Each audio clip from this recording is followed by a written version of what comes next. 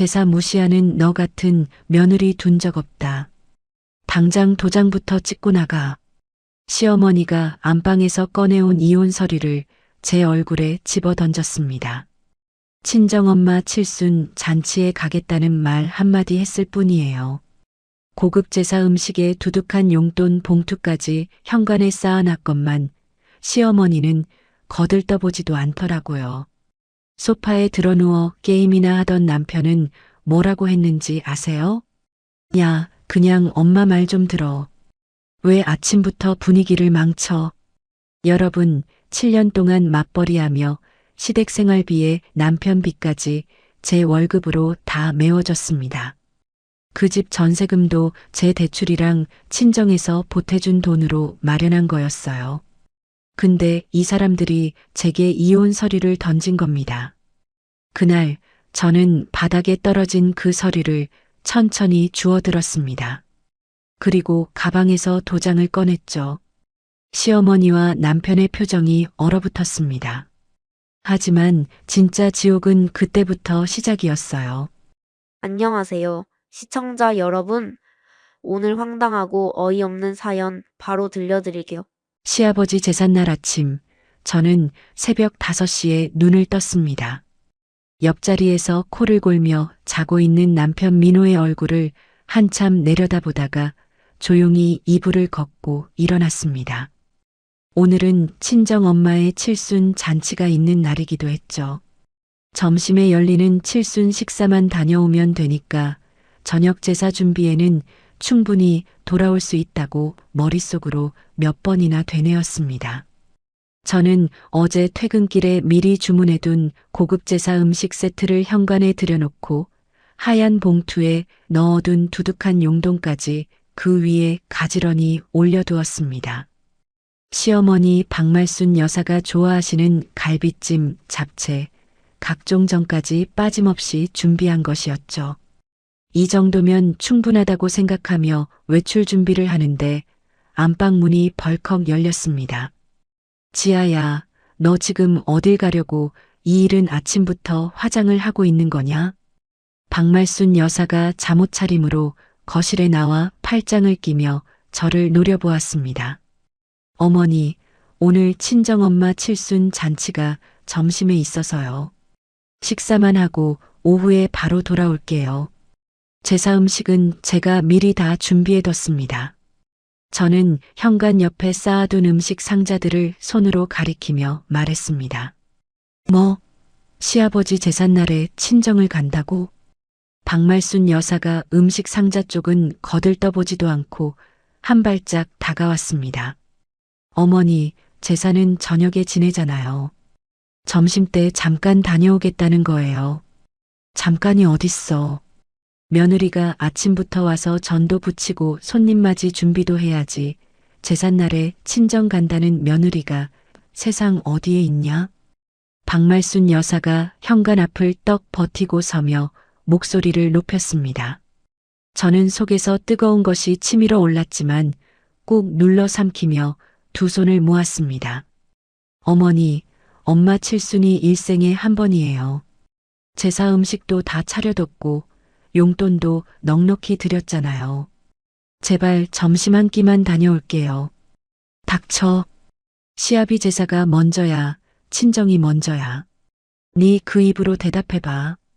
박말순 여사의 눈이 시뻘겋게 충혈되며 목에 핏줄이 솟았습니다. 저는 입술을 꽉 깨물고 고개를 숙였습니다.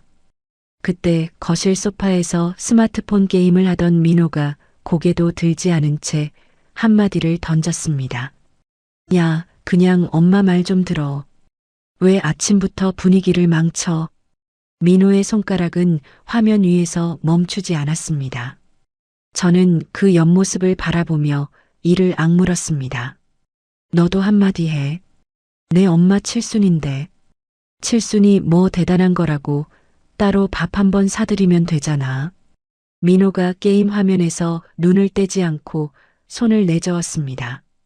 그 순간 박말순 여사가 안방으로 성큼성큼 들어가더니 서류 뭉치 하나를 들고 나왔습니다. 박말순 여사가 그 종이를 제 얼굴 앞으로 내던졌습니다.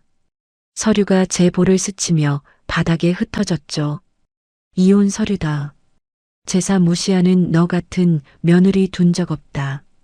친정에 갈 거면 당장 도장부터 찍고 나가. 박말순 여사가 이를 드러내며 으르렁거렸습니다. 저는 바닥에 흩어진 서류를 내려다보았습니다. 이혼 합의서라는 글자가 선명하게 눈에 들어왔죠. 미리 작성해둔 것이었습니다. 날짜까지 빈칸 하나 없이 깨끗하게 채워져 있었습니다. 순간 지난 7년이 눈앞을 스쳤습니다.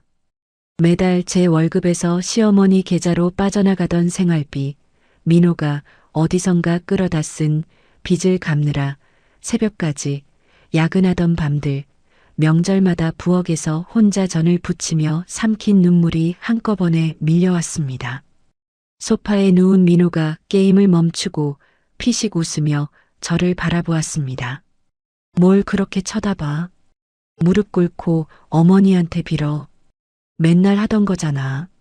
민호의 입꼬리가 올라갔습니다. 맨날 하던 거. 맞는 말이었습니다. 7년 동안 저는 늘 무릎을 꿇었죠. 그런데 오늘은 달랐습니다. 제 안에서 무언가가 뚝 끊어지는 소리가 났습니다. 저는 천천히 허리를 굽혀 바닥에 흩어진 서류를 한 장 한 장 주워 모았습니다. 가방에서 도장을 꺼냈습니다. 망설임 없이 꾹 찍었습니다. 박말순 여사의 눈이 휘둥그레졌습니다. 민호의 손에서 스마트폰이 미끄러져 소파 쿠션 위로 떨어졌습니다. 저는 서류를 식탁 위에 가지런히 올려놓고 구두를 신으며 입을 열었습니다. 요구하신 대로 해드렸습니다. 남은 제사 준비는 두 분이서 잘하세요. 현관문을 열고 나서는 제 등 뒤로 박말순 여사의 다급한 목소리가 울렸습니다. 야, 윤지야. 지금 뭐 하는 짓이야? 저는 뒤돌아보지 않았습니다. 엘리베이터 버튼을 누르고 문이 열리자마자 안으로 들어갔습니다. 닫히는 문 사이로 현관 밖까지 쫓아나온 박말순 여사의 벌어진 입이 보였습니다. 택시를 잡아타고 친정 엄마의 칠순 잔치가 열리는 식당 주소를 불렀습니다. 차가 움직이기 시작하자 저는 핸드폰을 꺼내 은행 앱을 열었습니다. 매달 박말순 여사의 계좌로 빠지던 생활비 자동이체를 하나씩 해지했습니다. 박말순 여사가 쓰고 있던 제 명의의 가족 신용카드도 정지 버튼을 눌렀습니다. 손끝이 떨리지 않았습니다. 식당에 도착한 저는 화장실 거울 앞에서 얼굴을 다시 한번 다듬었습니다. 속이 시커멓게 타들어가고 있었지만 오늘만큼은 엄마 앞에서 웃어야 했습니다. 지아야 왔구나. 친정엄마가 한복을 곱게 차려입고 제 손을 꼭 잡으셨습니다. 주름진 손이 따뜻했습니다. 엄마, 칠순 축하드려요. 건강하게 오래오래 사세요. 저는 엄마를 꼭 안았습니다. 눈물이 나올 것 같아서 엄마의 어깨에 얼굴을 묻었습니다. 우리 딸 시댁 제사도 있는데 와도 괜찮은 거냐? 괜찮아요, 엄마. 다 괜찮아요. 저는 웃었습니다. 친척들과 함께 칠순상에 둘러앉아 밥을 먹고 케이크 촛불을 끄고 사진을 찍었습니다. 그 모든 순간이 또렷하게 눈에 담겼습니다. 잔치가 끝나고 늦은 밤 친정네 방에 홀로 앉은 저는 노트북을 켰습니다. 친정에서 보태주신 돈과 제 대출로 마련한 시댁 아파트 전세 보증금을 안전하게 되찾아야 했습니다. 통장 거래 내역을 엑셀 파일로 정리하기 시작했습니다. 새벽 3시 키보드를 두드리는 제 손가락에는 힘이 들어가 있었습니다. 다음 날 아침 저는 평소보다 일찍 출근했습니다. 사무실 책상에 앉아 컴퓨터를 켜는데 손이 차가웠습니다.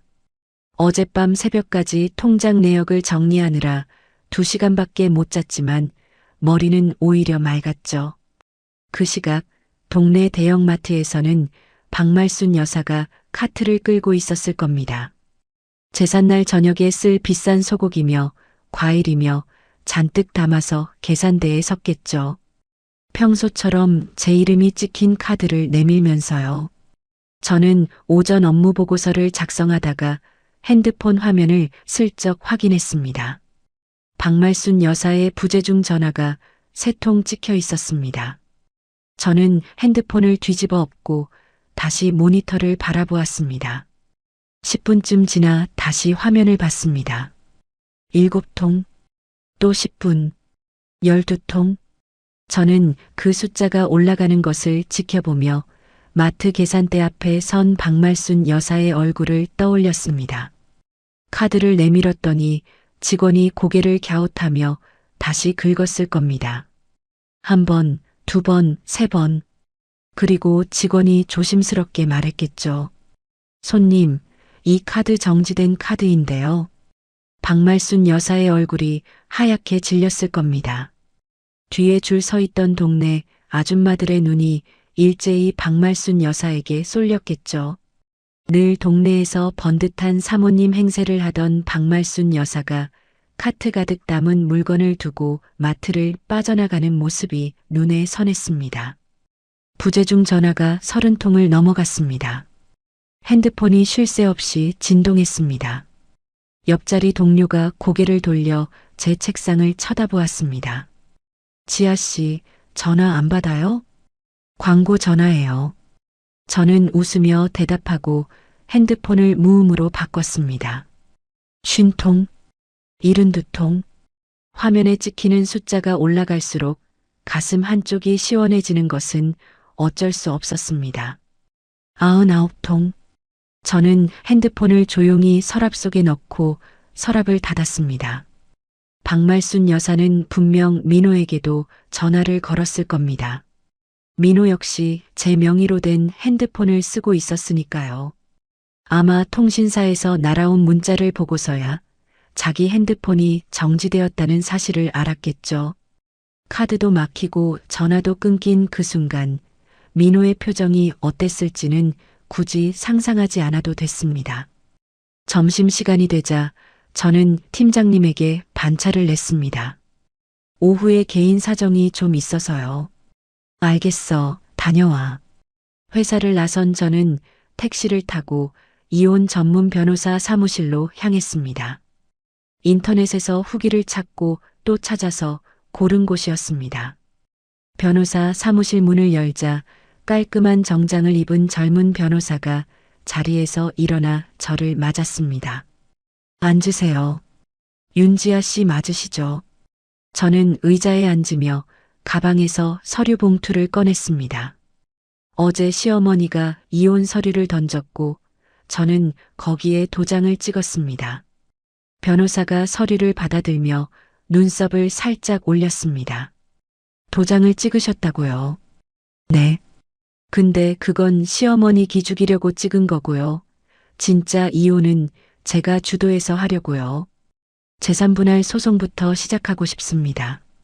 저는 봉투에서 엑셀로 정리한 통장 거래 내역을 출력한 종이 뭉치와 전세계약서 4본, 제 이름으로 된 대출 상환 내역서를 하나씩 꺼내 테이블 위에 펼쳤습니다. 지금 시댁이 살고 있는 30평대 아파트 전세금 전부 제 돈이에요. 친정에서 빌려준 돈하고 제 대출로 마련했습니다. 남편이 낸 돈은 단 1원도 없어요. 변호사가 서류를 한 장씩 넘기며 눈을 가늘게 떴습니다.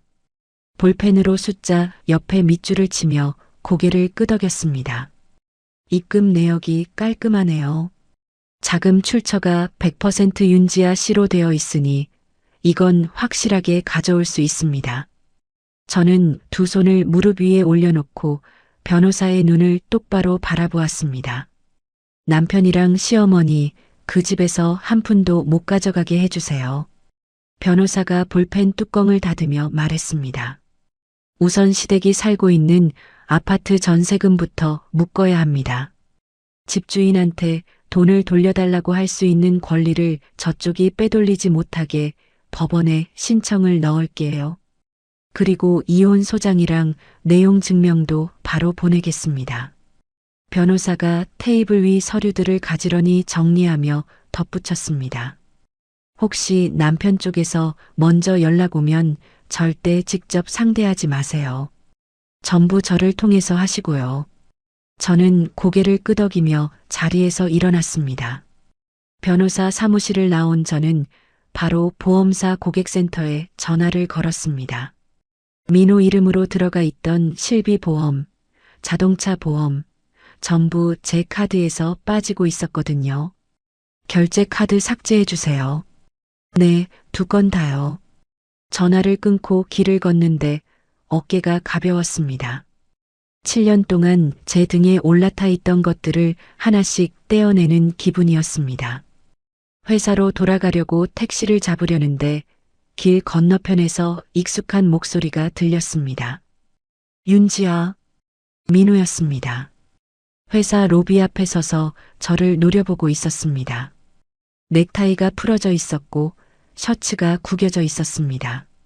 민호가 성큼성큼 다가와 제 팔목을 움켜잡았습니다. 너 지금 미쳤어? 카드가 왜 막혀? 전화기는 왜 끊겨? 민호의 소나기에 힘이 들어가 손목이 아팠습니다. 로비를 지나던 동료들이 하나둘 걸음을 멈추고 이쪽을 바라보았습니다. 손 놔. 안 놔. 당장 카드 풀어. 어머니가 마트에서 얼마나 창피를 당하셨는지 알아? 민호가 제 팔을 잡아 끌며 소리쳤습니다. 저는 민호의 손을 뿌리치며 한 발짝 뒤로 물러섰습니다. 창피? 내 카드로 7년 동안 밥 먹고, 내 카드로 옷 사입고, 내 돈으로 내 빚 갚아준 사람한테 이혼 서류를 던진 게 누군데. 저는 로비에 멈춰선 동료들의 시선을 의식하지 않고 또박또박 말했습니다. 여기 계신 분들 다 들으세요. 이 사람 자기 월급은 어디다 쓰는지도 모르겠고, 아내 돈으로 시어머니 용돈 드리고, 아내 돈으로 전세금 내고, 아내 돈으로 살면서 감사 한마디 없이 이혼 서류를 던졌습니다. 민호의 얼굴이 벌겋게 달아올랐습니다. 동료 서너 명이 수군거리기 시작했습니다. 민호가 주위를 둘러보더니 이를 악물었습니다. 입술이 파르르 떨렸습니다. 너 이거 두고 보자. 민호가 고개를 푹 숙이고 몸을 돌려 빠른 걸음으로 로비를 빠져나갔습니다. 저는 민호의 뒷모습이 회전문 너머로 사라질 때까지 그 자리에 서서 지켜보았습니다. 심장이 세차게 뛰었지만 다리는 떨리지 않았습니다.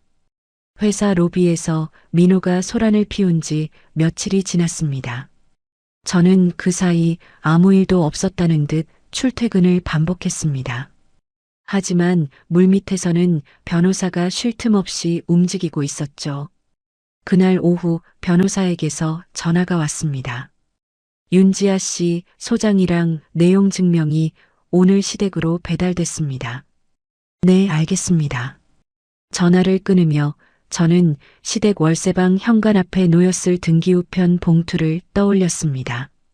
뜯어본 순간 박말순 여사와 민호의 얼굴이 어떻게 변했을지 상상이 되고도 남았죠. 소장에는 이혼 청구와 함께 재산 분할 내용이 담겨 있었습니다. 내용 증명에는 합의 이혼은 불가하며 모든 절차를 법원을 통해 진행하겠다는 내용이 적혀 있었고요. 시댁에는 말 그대로 폭탄이 떨어진 셈이었습니다. 그 무렵 민호의 사정도 바닥을 치고 있었습니다. 카드가 막히고 핸드폰까지 끊긴 민호는 은행을 찾아가 대출을 알아보았다고 합니다. 하지만 돌아온 대답은 냉정했죠. 고객님, 연체 이력이 있으셔서 지금은 어려운 상황입니다. 은행 직원이 화면을 가리키며 고개를 저었을 겁니다. 그동안 제 뒤에 숨어 빚을 굴리던 민호의 신용은 이미 바닥이었으니까요. 100만 원도 빌리지 못하고 은행 문을 나선 민호의 모습이 눈에 보이는 듯 했습니다. 박말순 여사의 상황도 마찬가지였습니다. 제가 매달 내주던 아파트 관리비와 가스비 고지서가 밀리기 시작했거든요. 빨간 글씨로 찍힌 미납 고지서를 손에 쥔 박말순 여사는 평소 전화 한 통이면 용돈을 보내주던 친척들에게 연락을 돌렸을 겁니다. 형님, 나 말순이야. 사정이 좀 어려워서 그러는데 돈 좀 빌려줄 수 있어? 하지만 늘 넉넉한 척 허세를 부리며 살던 박말순 여사에게 선뜻 지갑을 여는 친척은 없었겠죠. 돈 앞에서 사람의 본심은 금방 드러나는 법이니까요. 변호사는 그 사이에도 멈추지 않았습니다. 며칠 뒤 변호사 사무실에서 다시 연락이 왔습니다. 윤지아 씨, 법원을 통해서 남편분의 최근 3년간 은행 계좌하고 카드 쓴 내역을 전부 받아냈습니다. 한번 오셔서 같이 보시죠. 퇴근 후 변호사 사무실로 향했습니다. 테이블 위에 두꺼운 서류 뭉치가 놓여 있었습니다. 변호사가 형광펜으로 줄을 그어 놓은 부분을 손가락으로 짚었습니다. 여기 보세요. 밤 11시, 12시에 반복적으로 같은 계좌로 돈이 빠져나갔습니다. 50만 원, 100만 원, 200만 원. 이게 불법 도박 사이트 입금 내역이에요. 저는 형광펜이 칠해진 숫자들을 하나하나 훑어보았습니다. 손끝이 차가워졌습니다. 그리고 이건 주말마다 결제된 유흥업소 내역입니다. 금액이 꽤 큽니다. 변호사가 다음 장을 넘기며 또 다른 줄을 가리켰습니다. 제가 새벽까지 야근하며 벌어온 돈이 어디로 갔는지 7년간 풀리지 않던 의문이 그 서류 한 뭉치로 풀려버렸습니다. 이를 악물었더니 턱이 아팠습니다. 이 정도면 이혼 사유로 충분합니다. 도박의 유흥까지 법원에서 무겁게 봅니다. 변호사가 서류를 정리하며 말을 이었습니다. 그리고 전세금 건도 진행이 됐습니다. 법원에서 시댁 아파트 전세 보증금을 함부로 빼가지 못하도록 묶어주는 결정을 내려줬어요. 저는 고개를 끄덕이며 의자 등받이에 몸을 기댔습니다. 7년간 쥐어짜던 제 돈이 드디어 안전한 울타리 안에 들어간 거였습니다. 며칠 뒤 그 결정문이 집주인에게도 전달되었습니다. 집주인은 기겁했겠죠. 자기 집에 묶인 전세금에 법원 도장이 찍혀버렸으니까요. 집주인이 박말순 여사에게 전화를 걸었을 겁니다. 박 여사님, 이게 무슨 일입니까? 전세금에 법원에서 딱지가 붙었는데 저도 골치가 아파서 전세 연장은 못 해드리겠습니다. 아니, 사장님, 그게 무슨 말씀이세요? 저희가 무슨 잘못을 했다고. 잘못이야 제가 알 바 아니고요. 마침 계약 만료도 한 달 남았으니까 만기일에 집 비워주세요. 집주인의 목소리는 단호했을 겁니다. 전화를 끊은 박말순 여사가 어떤 표정을 지었을지 저는 알고 싶지도 않았습니다. 카드도 막히고 대출도 안 되는데 전세금마저 묶여버렸으니 새로운 집을 구할 돈이 있을 리 없었죠. 민호와 박말순 여사는 벼랑 끝에 선 거였습니다. 그리고 첫 번째 이혼 조정 기일이 잡혔습니다. 법원에서 날짜가 적힌 통지서가 저와 민호에게 동시에 날아왔죠. 조정 기일 당일 저는 변호사와 함께 가정법원에 도착했습니다. 대기실 의자에 앉아 서류를 다시 한번 확인하고 있는데 복도 저쪽에서 민호와 박말순 여사가 걸어오는 것이 보였습니다. 박말순 여사는 눈이 퉁퉁 부어 있었고 민호의 셔츠는 구겨질 대로 구겨져 있었습니다. 저를 발견한 박말순 여사가 대기실 한가운데서 목소리를 높였습니다. 윤지아, 너 어디 감히 아들 명의의 전세금을 삼키려고 해. 박말순 여사가 제 앞까지 성큼 다가오며 손가락질을 했습니다. 대기실에 앉아있던 다른 사람들이 일제히 고개를 돌렸습니다. 아들 명의가 아니라 제 돈이에요, 어머니. 저는 자리에서 일어나지 않고 고개만 들어 박말순 여사의 눈을 마주 보았습니다. 뭐, 내 돈? 시집와서 번 돈은 다 이 집안 돈이야. 박말순 여사가 목에 핏줄을 세우며 외쳤습니다. 민호가 박말순 여사의 팔을 붙잡으며 주위를 살폈습니다. 엄마, 여기 법원이야. 좀 조용히 해. 조용히 하긴 뭘 조용히 해. 네 마누라가 우리 돈을 처먹으려고 하는데. 변호사가 자리에서 일어나 제 옆에 섰습니다. 변호사가 서류 가방에 지퍼를 올리며 낮은 목소리로 말했습니다. 안에 들어가면 다 정리됩니다. 감정적으로 대응하지 마세요. 저는 고개를 끄덕이고 시선을 앞으로 돌렸습니다. 조정실 문이 열렸습니다. 조정실 안으로 들어서자 긴 테이블 양쪽에 의자가 놓여 있었습니다. 조정위원 두 분과 판사가 정면에 앉아 있었고 저는 변호사와 나란히 왼쪽에, 민호는 오른쪽에 자리를 잡았습니다. 박말순 여사는 조정실에 들어오지 못하고 대기실에 남았죠. 판사가 안경을 고쳤으며 입을 열었습니다. 양측 서류는 다 검토했습니다. 오늘은 조정이 가능한지 의견을 들어보겠습니다. 청구인 측 대리인, 먼저 말씀하세요. 변호사가 서류 가방에서 두꺼운 봉투를 꺼내 테이블 위에 올렸습니다. 봉투에서 꺼낸 서류 뭉치에는 형광펜으로 빼곡하게 줄이 그어져 있었습니다. 이것은 상대방의 최근 3년간 금융거래 내역입니다. 밤 11시에서 새벽 2시 사이에 반복적으로 동일 계좌에 입금된 내역이 있는데 이건 불법 도박 사이트 입금 기록입니다. 변호사가 첫 번째 서류를 조정위원들 앞으로 밀며 형광펜이 칠해진 줄을 손가락으로 짚었습니다. 50만 원, 100만 원, 200만 원. 한 달에 많게는 500만 원 넘게 빠져나갔습니다. 조정위원 한 분이 서류를 집어들고 숫자를 훑쳤습니다. 눈썹이 찌푸려지는 것이 보였습니다. 변호사가 두 번째 서류를 꺼냈습니다. 그리고 이건 주말마다 결제된 유흥업소 내역입니다. 3년간 총 금액이 상당합니다. 서류가 조정위원회에서 판사에게로 넘어갔습니다. 판사의 표정이 싸늘하게 굳어졌습니다. 저는 맞은편에 앉은 민호를 바라보았습니다. 민호의 얼굴에서 핏기가 빠져나가고 있었습니다. 테이블 밑에서 민호의 다리가 바르르 떨리는 것이 보였죠. 고개를 숙인 민호는 자기 손등만 내려다보고 있었습니다. 판사가 민호를 향해 시선을 돌렸습니다. 이민호 씨, 이 내역에 대해 할 말이 있습니까? 민호가 입술을 달싹였지만 아무 소리도 나오지 않았습니다.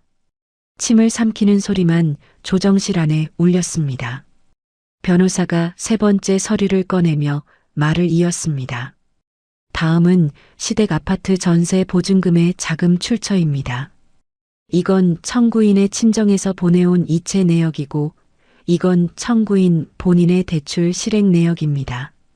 보증금 전액이 청구인의 돈으로 마련되었고 상대방이 낸 금액은 없습니다.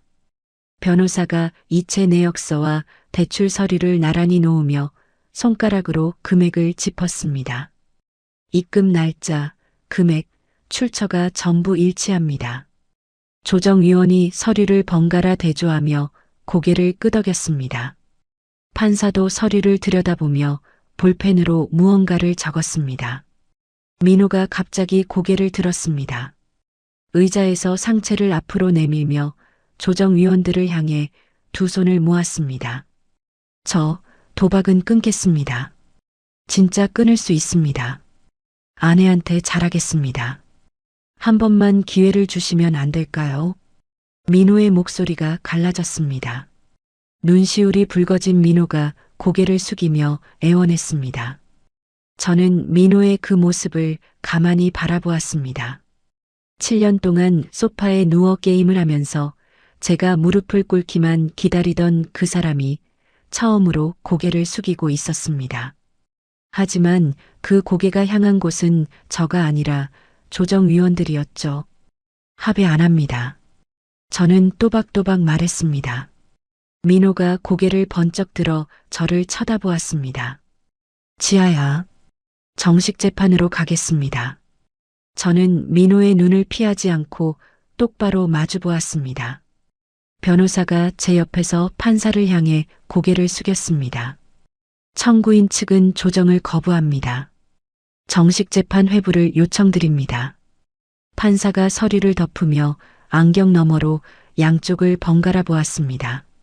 조정이 성립되지 않으므로 정식 재판으로 넘기겠습니다. 다음 기일은 추후 통보하겠습니다.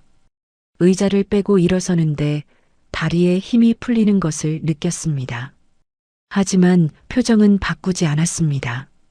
조정실 문을 열고 복도로 나오자 대기실에서 기다리고 있던 박말순 여사가 뛰어왔습니다. 박말순 여사가 제 손을 덥석 잡았습니다. 지아야, 지아야. 박말순 여사의 눈에서 눈물이 주르륵 흘러내렸습니다. 마트에서 카드가 막혔을 때와는 전혀 다른 얼굴이었습니다. 법원 복도에 무릎을 꿇으려는 듯 다리가 휘청거렸습니다. 내가 노망이 나서 그랬다. 그때 이혼 서류를 던진 거 진짜 미쳤었어. 한 번만 용서해다오. 한 번만. 박말순 여사가 제 손을 두 손으로 감싸주며 흐느꼈습니다. 복도를 지나던 사람들이 걸음을 멈추고 쳐다보았습니다. 저는 박말순 여사의 손을 천천히 빼냈습니다. 손가락 하나하나를 풀어내듯이요. 어머니, 전세 계약 만료일이 얼마 안 남았습니다. 알아서 짐 빼세요. 안 그러면 집주인이 법대로 처리할 겁니다. 저는 박말순 여사의 눈물 젖은 얼굴을 마지막으로 한번 바라보았습니다. 그리고 몸을 돌려 법원 현관을 향해 걸었습니다. 뒤에서 박말순 여사의 울음소리가 복도에 울렸지만 저는 걸음을 멈추지 않았습니다. 조정이 결렬되고 한 달이 흘렀습니다. 전세 만기일이 다가왔지만 보증금이 묶인 데다 현금도 없던 민호와 박말순 여사는 결국 집을 빼야 했습니다. 평소 무시하던 시누이에게 사정사정해서 돈을 빌렸다는 소식이 들려왔고 변두리의 낡은 다세대 주택 월세방으로 거처를 옮겼다고 했습니다. 제가 혼수 때 마련했던 냉장고, 세탁기, 에어컨 같은 가전제품과 가구들은 변호사가 미리 손을 써두었습니다. 시댁이 함부로 가져가지 못하도록 법원에 신청을 넣어둔 덕분에 단 하나도 빠져나가지 못했죠. 이삿짐 트럭에 실을 것도 없이 보따리만 들고 나가는 꼴이었을 겁니다. 그 소식을 전해 들었을 때 저는 아무런 감정이 들지 않았습니다. 그로부터 2주일쯤 지난 어느 날이었습니다. 회사에서 오후 업무를 보고 있는데 친정 엄마에게서 전화가 왔습니다. 지아야, 엄마 좀 와봐. 엄마의 목소리가 떨리고 있었습니다. 심장이 철렁 내려앉았습니다. 엄마, 무슨 일이야? 왜 목소리가 그래? 아니, 괜찮은데 그냥 좀 와. 전화를 끊자마자 택시를 잡았습니다. 친정까지 가는 20분이 20시간처럼 느껴졌습니다. 빌라 1층에 도착하자 구급차 한 대가 빌라 입구에 서 있었습니다. 빨간 경광등이 돌아가고 있었고 구급대원 2명이 들것을 들고 계단을 내려오고 있었습니다. 들것 위에 엄마가 누워 있었습니다. 엄마. 저는 뛰어갔습니다. 엄마의 얼굴이 하얗게 질려 있었고 눈을 감은 채 거친 숨을 몰아쉬고 있었습니다. 구급대원이 제 앞을 막으며 말했습니다. 보호자분이세요? 혈압이 많이 올라가셨어요. 지금 병원으로 이송합니다. 같이 탈게요. 같이 타야 해요. 저는 구급차 뒷칸에 올라타 엄마 옆에 쪼그려 앉았습니다. 엄마의 손을 잡았는데 손끝이 얼음장이었습니다. 엄마, 나야, 지아야. 눈 떠봐. 엄마가 가느다랗게 눈을 떴습니다. 지아야, 엄마 괜찮아. 그 한마디를 하고 엄마는 다시 눈을 감았습니다. 구급차가 사이렌을 울리며 출발했습니다. 병원 응급실에 도착하자 의료진이 엄마를 급히 안으로 데려갔습니다. 저는 대기실 의자에 주저앉아 두 손을 깍지 낀 채 기다렸습니다. 무릎이 떨렸습니다. 얼마나 지났을까 이웃 아주머니에게서 전화가 왔습니다. 지아야, 너 엄마 괜찮으시냐? 아까 네 시어머니가 빌라에 와서 난리를 쳤어. 시어머니가요?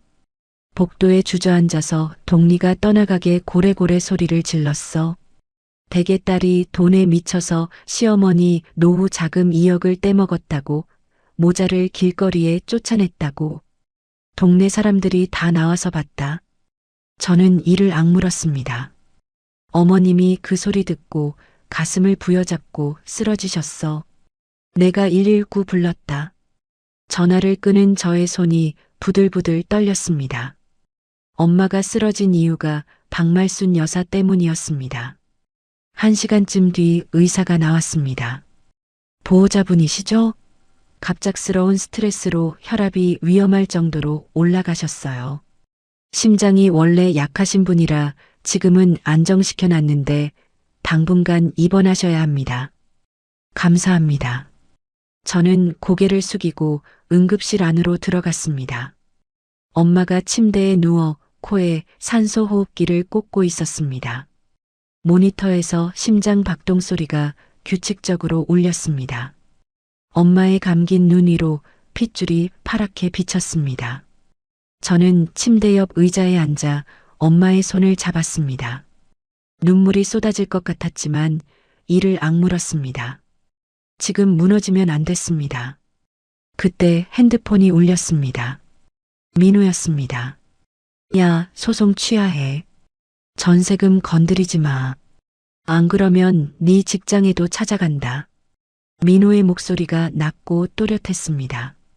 협박이었습니다. 산소 호흡기를 꽂고 누워있는 엄마의 얼굴을 바라보며 저는 입을 열었습니다. 맘대로 해. 저는 그 한마디만 내뱉고 전화를 끊었습니다. 손이 떨렸지만 핸드폰의 통화 녹음 버튼이 켜져 있는 것을 확인하고 숨을 내쉬었습니다. 다음 날 아침 엄마가 잠든 사이 병원을 나와 친정 빌라 관리사무소로 향했습니다. 아저씨, 어제 오후에 복도에서 소란이 있었잖아요. 그때 복도 CCTV 영상 좀 뽑아주세요. 관리소장이 고개를 끄덕이며 모니터를 조작했습니다. 화면에 박말순 여사가 복도에 주저앉아 울부짖는 모습이 선명하게 찍혀 있었습니다. 엄마네 현관문 앞에서 주먹으로 바닥을 치며 악을 쓰는 장면도 고스란히 남아 있었죠. 저는 그 영상 파일을 USB에 담아 가방에 넣었습니다. 병원으로 돌아가 응급실 접수 창구에서 엄마의 진단서를 발급받았습니다. 그리고 점심시간에 변호사 사무실로 향했습니다. 테이블 위에 CCTV 영상이 든 USB, 응급실 진단서, 민호의 협박 통화 녹음 파일을 하나씩 올려놓았습니다. 어제 시어머니가 친정에 찾아와서 행패를 부렸고 엄마가 쓰러져서 구급차에 실려갔습니다. 지금 입원 중이에요. 그리고 남편한테 이런 전화가 왔습니다. 변호사가 녹음 파일을 재생했습니다. 민호의 목소리가 사무실 안에 울려 퍼졌습니다. 야, 소송 취하해. 전세금 건드리지 마. 안 그러면 네 직장에도 찾아간다. 변호사가 녹음을 멈추고 볼펜을 내려놓았습니다. 그리고 변호사님, 하나 더요. 변호사가 고개를 들었습니다. 남편 쪽에서 재판부에 새로운 서류를 냈다면서요. 네, 어제 확인했습니다. 시어머니에게 사업 자금 명목으로 2억을 빌렸다는 차용증을 냈는데 윤지아 씨 서명이 들어가 있더라고요. 저는 그런 거 쓴 적 없습니다. 저는 단호하게 말했습니다. 변호사가 차용증 사본을 꺼내 보여주었습니다. 제 이름 옆에 제 서명 비슷한 글씨가 적혀 있었지만 한눈에 봐도 어설펐습니다. 저도 위조라고 봅니다. 작성 날짜는 몇 년 전으로 적혀 있는데 이혼 소송 직전에 급하게 만든 거라고 확신합니다. 변호사가 차용증 사본 위에 볼펜으로 동그라미를 그렸습니다. 우선 친정집 난동이랑 협박건은 이혼 소송과 따로 가야 합니다. 경찰서에 주거침입, 명예훼손, 협박으로 고소장을 넣으세요. 그리고 이 차용증은 제가 법원에 감정을 요청하겠습니다. 서명이 진짜인지, 잉크가 언제 쓰인 건지 전문가가 확인하도록요. 저는 고개를 끄덕이며 자리에서 일어났습니다. 그날 오후 관할 경찰서 민원실에서 고소장을 접수했습니다. 접수 도장이 찍힌 서류를 손에 쥐고 경찰서를 나왔습니다. 병원으로 돌아가야 했습니다. 엄마가 기다리고 있으니까요. 고소장을 접수하고 며칠이 지났습니다. 관할 경찰서 형사팀에서 출석 요구서가 박말순 여사의 월세방으로 발송되었다는 연락을 받았습니다. 경찰서 조사실에 출석한 박말순 여사는 담당 형사 앞에서 두 손을 비볐을 겁니다. 형사님, 이건 사돈끼리 홧김에 한 소리예요. 제가 좀 흥분을 해서 그랬지. 무슨 범죄를 저지른 건 아니잖아요. 박말순 여사가 눈물을 글썽이며 형사의 눈치를 살폈겠죠. 하지만 담당 형사가 모니터를 돌려 CCTV 영상을 재생하자 박말순 여사의 입이 굳었을 겁니다. 화면 속에서 박말순 여사가 빌라 복도에 주저앉아 동리가 떠나가도록 소리를 지르고 이웃들이 하나둘 문을 열고 나와 쳐다보는 장면이 또렷하게 찍혀 있었으니까요. 여기 구급차 출동 기록도 있습니다. 피해자 어머니가 이소란 때문에 쓰러져서 응급실에 실려갔어요. 형사가 서류를 테이블 위에 펼치며 말했을 겁니다. 그리고 이것도 들어보세요. 형사가 녹취록 재생 버튼을 누르자 민호의 목소리가 조사실에 울렸습니다. 야, 소송 취하해. 전세금 건드리지 마. 안 그러면 네 직장에도 찾아간다. 이건 아드님이 피해자에게 한 협박 통화 녹음입니다. 명예훼손의 협박까지 가볍게 끝날 사안이 아닙니다. 형사가 팔짱을 끼며 박말순 여사를 똑바로 바라보았을 겁니다. 박말순 여사의 얼굴에서 핏기가 빠졌겠죠. 형사님, 제발 한 번만 봐주세요. 저도 아들 걱정에 정신이 나가서 그런 거예요. 박말순 여사가 조사실 의자에서 미끄러지듯 일어나 고개를 조아렸을 겁니다. 하지만 증거 앞에서 선처를 호소한다고 달라질 것은 없었죠. 경찰 수사가 진행되는 동안 저는 변호사의 연락을 기다리고 있었습니다. 법원에 요청했던 차용증 감정 결과가 아직 나오지 않았거든요. 몇 주가 흘렀습니다. 기다리는 하루하루가 길었지만 저는 회사 업무에 집중하며 버텼습니다. 그리고 어느 날 오후 변호사에게서 전화가 왔습니다. 윤지아 씨, 감정 결과 나왔습니다. 사무실로 오실 수 있으세요? 퇴근 후 변호사 사무실에 도착하자 테이블 위에 두꺼운 봉투가 놓여 있었습니다. 변호사가 봉투에서 감정서를 꺼내 펼쳤습니다. 결론부터 말씀드리면 위조 맞습니다. 변호사가 감정서의 한 문단을 손가락으로 짚었습니다. 차용증에 쓰인 볼펜 잉크가 마른 정도를 분석했더니 한 달 이내에 쓴 것으로 나왔습니다. 날짜는 몇 년 전으로 적어놨지만 잉크는 거짓말을 못하는 거죠. 저는 감정서를 들여다보았습니다. 전문가가 작성한 분석 내용이 빼곡했습니다. 그리고 윤지아 씨 서명 부분도요. 다른 서류에서 베껴 쓴 것이라고 명확하게 나왔습니다. 글씨의 흐름이 자연스럽지 않고 중간중간 멈추고 다시 쓴 흔적이 있다고 합니다. 변호사가 감정서의 다음 페이지를 넘겼습니다. 제 진짜 서명과 차용증의 서명을 나란히 확대한 사진이 있었는데 전문가가 아니라도 차이가 눈에 보일 정도였습니다. 이 감정서를 재판부에 바로 제출합니다. 그리고 상대방의 문서 위조와 재판을 속이려 한 행위에 대해서도 강하게 문제를 제기할 겁니다. 변호사가 볼펜 뚜껑을 닫으며 저를 바라보았습니다. 윤지아 씨, 이제 거의 다 왔습니다. 저는 감정서를 내려놓으며 숨을 깊이 내쉬었습니다. 손끝에 힘이 풀리는 것을 느꼈습니다. 최종 재판이 열리는 날 법원 복도에서 민호와 박말순 여사를 마주쳤습니다. 박말순 여사는 며칠 사이에 몰라보게 수척해져 있었고 민호는 눈 밑에 시커먼 그늘이 내려앉아 있었습니다. 저와 눈이 마주치자 박말순 여사가 입을 달싹였지만 저는 시선을 거두고 법정 안으로 들어갔습니다. 재판장이 자리에 앉자 법정 안이 조용해졌습니다. 변호사가 감정서를 증거로 제출했고 재판장이 내용을 확인했습니다.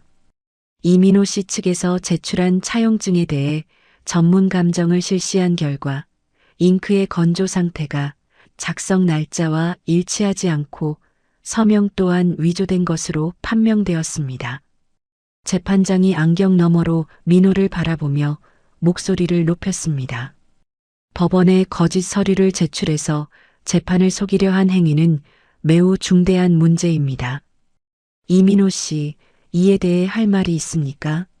민호의 어깨가 움츠러들었습니다. 입술이 파르르 떨리더니 민호가 갑자기 옆에 앉은 박말순 여사를 가리켰습니다. 재판장님, 그 차용증은 어머니가 만든 겁니다. 어머니가 이렇게 하면 재판에서 이길 수 있다고 제가 말렸는데도 억지로.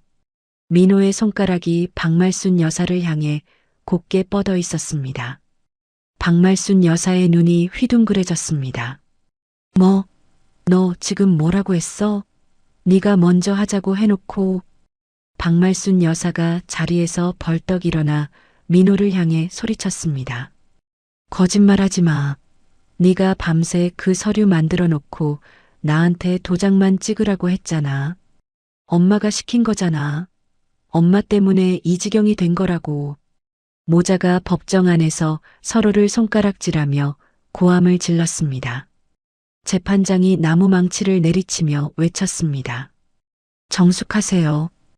법정이 잠시 조용해졌습니다. 민호와 박말순 여사가 헐떡이며 제자리에 주저앉았습니다.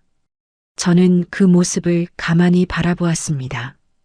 7년 동안 한 팀이 되어 저를 짓밟던 모자가 서로의 목을 물어뜯는 꼴이었습니다. 재판장이 서류를 정리하며 판결을 내렸습니다. 차용증은 위조된 문서이므로 효력을 인정하지 않습니다.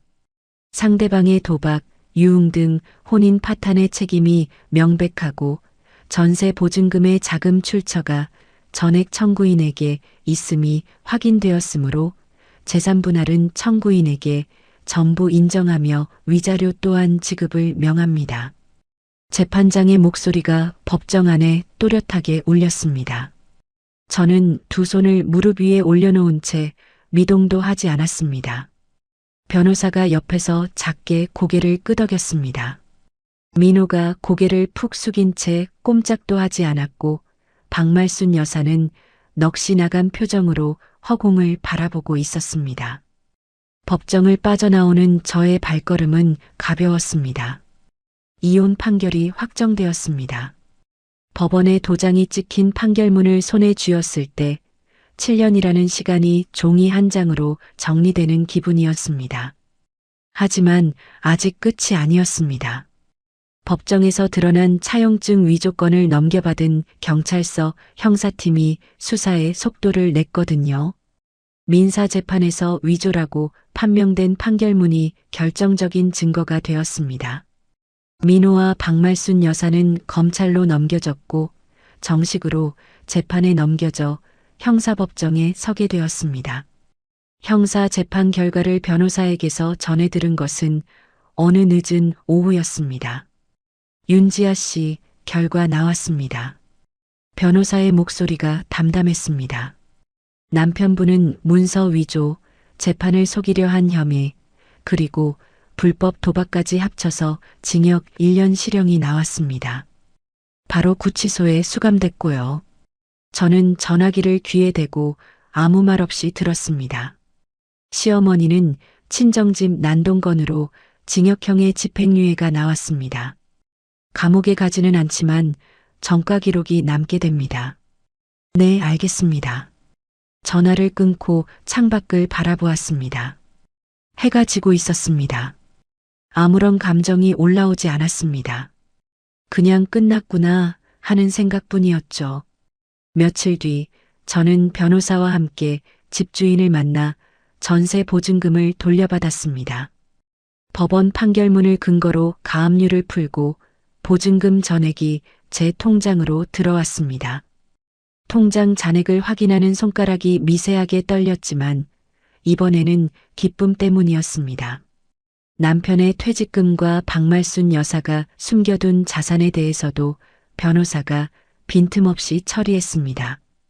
법원을 통해 강제로 집행 절차를 밟아 위자료와 소송 비용까지 한 푼도 남기지 않고 받아냈죠. 모든 정산이 끝난 날 변호사 사무실에서 마지막 서류에 서명을 했습니다. 수고 많으셨습니다. 윤지아 씨.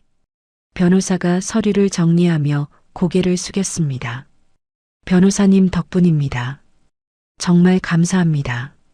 저는 허리를 깊이 숙여 인사하고 사무실을 나왔습니다. 돌려받은 전세 보증금과 그동안 모아둔 돈을 합쳐 직장 근처의 소형 아파트를 알아보기 시작했습니다.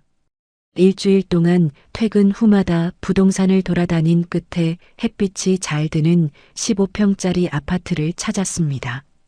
오직 제 이름으로 계약서에 도장을 찍었습니다. 이번에는 떨림 없이 웃으면서요. 이사를 마친 날 텅 빈 거실에 혼자 앉아 주위를 둘러보았습니다. 가구도 없고 커튼도 없는 거실에 오후 햇살이 쏟아져 들어왔습니다. 제 공간이었습니다. 누구의 눈치도 보지 않아도 되는 오롯이 저만의 집이었습니다. 하나둘 살림을 채워나갔습니다. 작은 식탁 하나, 의자 2개, 커피포트 하나. 주말 아침에 커피를 내려 식탁에 앉으면 창문 너머로 아파트 단지에 벚나무가 보였습니다. 시댁 제사상을 차리느라 새벽부터 부엌에 서 있던 주말과는 전혀 다른 아침이었습니다. 회사에서도 변화가 찾아왔습니다. 소송이 정리되면서 머릿속을 짓누르던 무게가 사라졌고 업무에 온전히 집중할 수 있게 되었죠.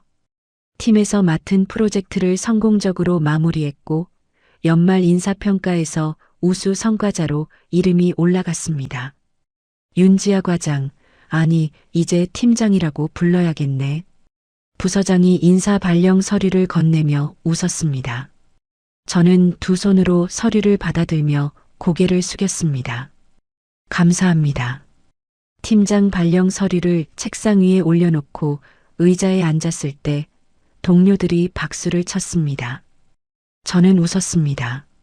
진심으로 웃은 것이 얼마만인지 기억나지 않았습니다. 퇴근 후 새 아파트에 돌아와 거실불을 켰습니다. 커피를 한 잔 내려 소파에 앉으니 핸드폰에 친정엄마의 문자가 와 있었습니다. 우리 딸 승진 축하한다. 엄마가 세상에서 제일 자랑스럽다. 저는 핸드폰을 가슴에 안고 한참을 가만히 앉아 있었습니다. 눈물이 한 방울 볼을 타고 흘러내렸지만 슬픈 눈물은 아니었습니다. 한편 동네 지인을 통해 박말순 여사의 소식이 건너 들려왔습니다. 보증금도 없는 허름한 방에서 매일 아침 식당 주방 보조로 나가 설거지를 하고 있다고 했습니다. 구치소에 있는 민호에게 넣어줄 돈을 마련하려고 쉬는 날도 없이 일한다고 했죠. 민호 역시 출소 후가 막막할 거라는 이야기도 들었습니다. 전과 기록에 신용까지 바닥이니 제대로 된 직장을 구할 수 없을 거라고요. 저는 그 소식을 듣고 커피 잔을 내려놓았습니다. 가슴속에서 아무것도 올라오지 않았습니다. 동정도, 쾌감도, 미련도 없었습니다. 그냥 남의 이야기 같았습니다. 창밖으로 어둠이 내려앉고 있었습니다. 저는 소파에서 일어나 내일 입고 갈 옷을 다림질하고 알람을 맞추고 이불 속으로 들어갔습니다. 내일도 출근이니까요. 팀장으로서의 첫 출근이니까요. 모든 사건이 정리되고 맞이한 이듬해 봄이었습니다. 친정엄마의 건강이 완벽하게 회복되었다는 소식을 병원에서 들은 날, 저는 퇴근길에 여행사에 들렀습니다. 그동안 마음고생이 심하셨던 엄마에게 제대로 된 선물을 드리고 싶었습니다. 시댁 살림에 치이느라 제대로 챙겨드리지 못했던 칠순 기념 여행을 떠나기로 했죠. 동남아의 최고급 풀빌라 리조트를 골라 비즈니스 클래스 항공권과 함께 예약했습니다. 엄마에게 전화를 걸었습니다. 엄마, 나 다음 주에 휴가 냈어. 우리 둘이 여행 가자. 여행? 갑자기 무슨 여행이야? 돈 아까우니까 그런 데 쓰지 마. 엄마 칠순 때 제대로 못 해드려서 미안했잖아. 이건 딸이 하고 싶어서 하는 거야. 거절하면 안 돼. 엄마가 전화기 너머로 한참 말이 없었습니다.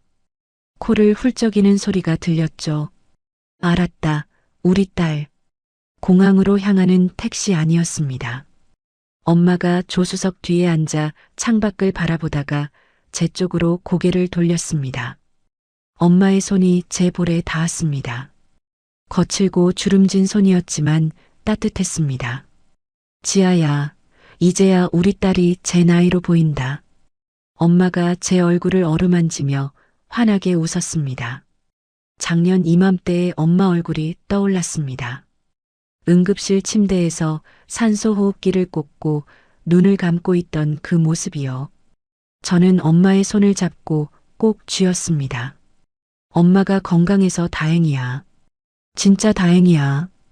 이 바보야, 엄마가 그렇게 쉽게 쓰러지는 사람이냐? 엄마가 제 손을 토닥이며 웃었습니다. 저도 웃었습니다. 공항에 도착해 수속을 마치고 탑승구로 향했습니다. 엄마가 비즈니스 클래스 좌석을 보더니 눈이 동그래졌습니다. 아이고, 이런 데를 내가 앉아도 되는 거냐? 당연하지. 엄마가 세상에서 제일 편한 자리에 앉아야지. 엄마를 창가 쪽 넓은 좌석에 앉히고 저는 옆자리에 앉았습니다. 승무원이 다가와 샴페인 잔 2개를 건넸습니다. 저는 잔을 하나 들어 엄마 쪽으로 내밀었습니다. 엄마, 건배하자. 뭐라고 하면서? 우리 앞으로 좋은 날만 가자. 엄마가 어색하게 잔을 들어 올렸습니다. 잔이 가볍게 부딪히며 맑은 소리가 났습니다. 한 모금 마신 엄마가 입맛을 다시며 눈을 찡긋했습니다. 이거 비싼 거지? 몰라도 돼. 저는 웃으며 샴페인을 한 모금 더 마셨습니다. 비행기가 이륙하자 창밖으로 서울의 풍경이 작아졌습니다.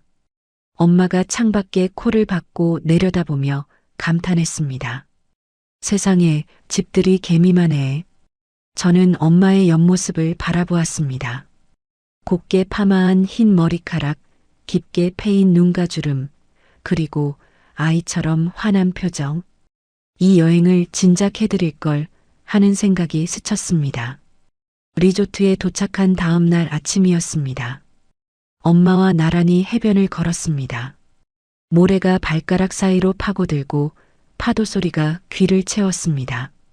엄마가 슬리퍼를 벗어들고 맨발로 물가를 걸으며 킥킥 웃었습니다. 지아야, 엄마가 바다에 발 담그는 게 몇 년 만인지 아냐? 앞으로는 매년 오자, 엄마. 매년? 야, 돈 나무에서 떨어지냐? 내가 버는데 뭐. 엄마가 제 팔을 꼬집으며 웃었습니다.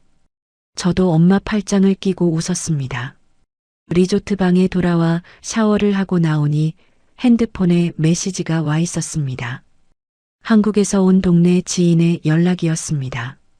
지아야, 너 시어머니 요즘 병원비 때문에 신우이한테 돈 빌려달라고 했다가 전화 끊겼대. 이제 연락하는 사람이 아무도 없다더라. 메시지 아래에 한 줄이 더 있었습니다. 이민호도 출소했는데 일용직 전전하면서 산다더라. 저는 메시지를 읽고 핸드폰을 테이블 위에 내려놓았습니다. 발코니 너머로 석양이 바다를 붉게 물들이고 있었습니다. 가슴속에서 아무것도 올라오지 않았습니다.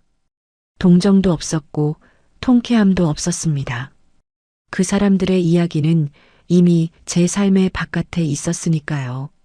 지아야, 뭐해? 저녁 먹으러 가자. 엄마가 원피스를 차려입고 방문을 열며 불렀습니다. 응, 가자. 저는 핸드폰을 방에 두고 엄마와 팔짱을 꼈습니다. 리조트 레스토랑으로 걸어가는 길에 석양빛이 엄마의 얼굴을 비추었습니다. 엄마가 제 팔을 꼭 잡으며 말했습니다. 우리 딸 고생 많았다. 엄마도. 저는 엄마의 어깨에 머리를 기댔습니다. 그날 밤 리조트 방 책상에 앉아 편지를 한 통 썼습니다. 한국에 있는 변호사 사무실로 보낼 감사 편지였습니다. 냉철한 조언으로 제 인생을 구렁텅이에서 건져준 은인에게 진심을 담아 한 글자 한 글자 적어 내려갔습니다. 편지를 다 쓰고 봉투에 넣으며 돌아가면 좋은 와인 세트도 함께 보내야겠다고 생각했습니다. 발코니로 나가 난간에 기댔습니다. 밤바다 위로 달빛이 길게 뻗어 있었습니다. 바람이 불어와 머리카락을 흩날렸습니다. 윤지아, 누군가의 며느리도 누군가의 아내도 아닌 제 이름 석자. 저는 그 이름으로 깊이 숨을 들이마셨습니다. 내일 아침이면 엄마와 함께 리조트 수영장에 갈 겁니다. 다음 주에는 한국으로 돌아가 팀장으로서 새 프로젝트를 시작하겠죠. 바쁘고 고단하겠지만 이제는 제 삶이었습니다. 제가 선택하고 제가 걸어가는 길이었습니다. 방 안에서 엄마의 고른 숨소리가 들려왔습니다. 저는 미소를 지으며 발코니 문을 닫았습니다. 여러분, 오늘 이야기 잘 들으셨죠? 시청자 여러분, 세상에 공짜는 없더라고요. 누군가의 희생 위에 올라서서 편하게 살던 사람은 그 희생이 사라지는 순간 맨바닥으로 곤두박질 치게 되어 있습니다. 남의 돈을 내 돈처럼, 남의 노력을 내 것처럼 써온 사람은 언젠가 반드시 그 빈자리를 자기 몸으로 채워야 하는 날이 옵니다.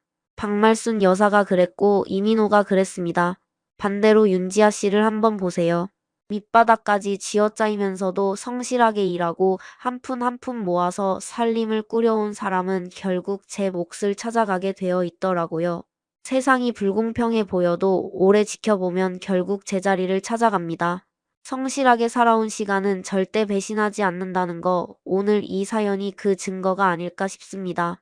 지금 힘든 시간을 보내고 계신 분들, 여러분이 흘린 땀과 눈물은 반드시 여러분의 편이 되어 줄 겁니다. 오늘 사연이 시원하셨다면 구독과 좋아요 꾹 눌러주시고요. 이야기를 끝까지 들어주신 분이 계시다면 오늘의 사연 주인공에게 응원의 댓글 하나만 남겨주세요.